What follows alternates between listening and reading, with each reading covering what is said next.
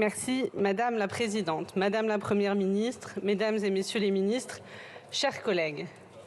On l'a répété, parfois trop, parfois à mauvais escient, la démocratie n'est ni un état de fait, ni un roc indestructible. Et il nous faut faire face aujourd'hui aux menaces qui la minent. Le 22 juin 2022, des militants d'extrême droite frappent et jettent des pierres aux participants de la Marche des Fiertés à Bordeaux. Le 21 octobre, une centaine de personnes cagoulées et menaçantes ont défilé dans les rues de Lyon, scandant des slogans racistes. Le 7 décembre, 30 militants d'extrême droite, armés de matraques télescopiques, ont violemment interrompu la réunion publique tenue par les députés Carlos Martins Bilongo et Louis Boyard. Dans la nuit de mardi à mercredi 8 février 2023, les locaux du planning familial de la Gironde ont été vandalisés par une attaque d'un groupuscule d'extrême droite. Le 7 mars, des slogans anti-IVG sont peints sur le planning familial de Strasbourg. Le 11 mars, une cinquantaine de militants d'ultra-droite ont défilé dans le 1er arrondissement de Lyon pour intimider celles et ceux qui ne partagent pas leurs idées. Le 6 mai, 500 manifestants d'extrême droite vêtus de noir et cagoulés ont défilé à Paris. Dans la nuit du mardi 16 mai, un défilé nationaliste a eu lieu dans la rue d'Annecy. Jeudi dernier, alors qu'Annecy traverse une épreuve terrible, que la France est sous le choc, les groupuscules radicalisés d'extrême droite parcourent la ville.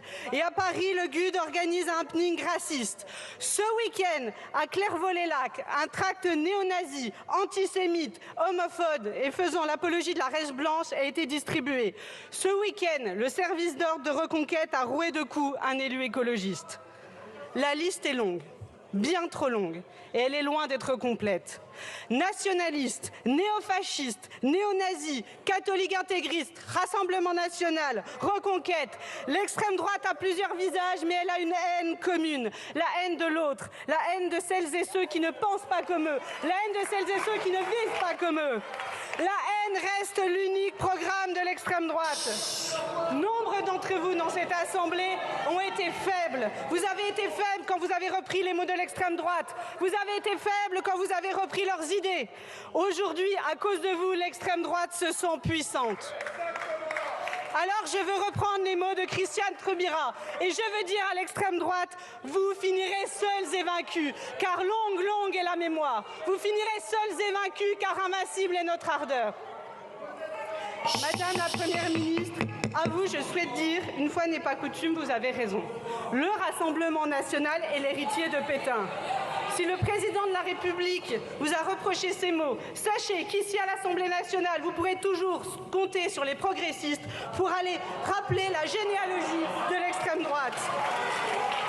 Mais rappeler la tâche originelle de la création du parti d'extrême droite n'est pas suffisant. Lorsque les milices d'extrême droite s'organisent dans nos villes, c'est la démocratie qui est en danger. Toutes celles et tous ceux qui défendent la République doivent donc être exemplaires. Ils doivent être intransigeants. Jamais ils ne doivent céder sur le plan des valeurs, jamais ils ne doivent affaiblir nos institutions. Et sur ce point, Madame la Première ministre, vous et votre gouvernement avez échoué. S'il vous plaît. La CFDT, la CGT, EFO, CFE-CGC, la CFTC, l'UNSA, Solidaire, la FSU, l'UNEF, la FAS, FIDEL, la Voix lycéenne, le Mouvement national lycéen sont unis. Et vous les avez ignorés. 7 Français sur 10 sont opposés à la réforme des retraites. Des millions d'entre eux ont marché dans la rue. Ils ont perdu des jours de travail et vous les avez méprisés. L'Assemblée nationale est opposée à cette réforme et par 2 fois, vous l'avez empêchée de voter. Alors le doute s'installe. Nos institutions fonctionnent-elles? Suis-je réellement représentée? À quoi cela sert de voter? Au nom de qui le gouvernement prend-il des décisions? Au nom des Français ou des marchés financiers? Le doute se propage et mine peu à peu la confiance qui est le fondement même de notre République. Confiance entre le peuple et ses institutions, confiance entre les citoyens et leurs élus. Jaurès décrivait la République dans son discours à la jeunesse en 1903. La République, c'est un grand acte de confiance. Instituer la République, c'est proclamer que des millions d'hommes sauront tracer eux-mêmes la règle commune de leur action, qu'ils sauront concilier la liberté et la loi, le mouvement et l'ordre, qu'ils sauront se combattre sans se déchirer. La perte de confiance est toujours la première étape au démantèlement de l'état de droit. Elle est le ferment des régimes illibéraux. La confiance est donc aujourd'hui ce qu'il y a de plus précieux dans le fonctionnement de notre démocratie. Mais À chaque lit d'hôpital qui ferme, la confiance oscille. À chaque enfant confronté à une école sans moyens, la confiance vacille.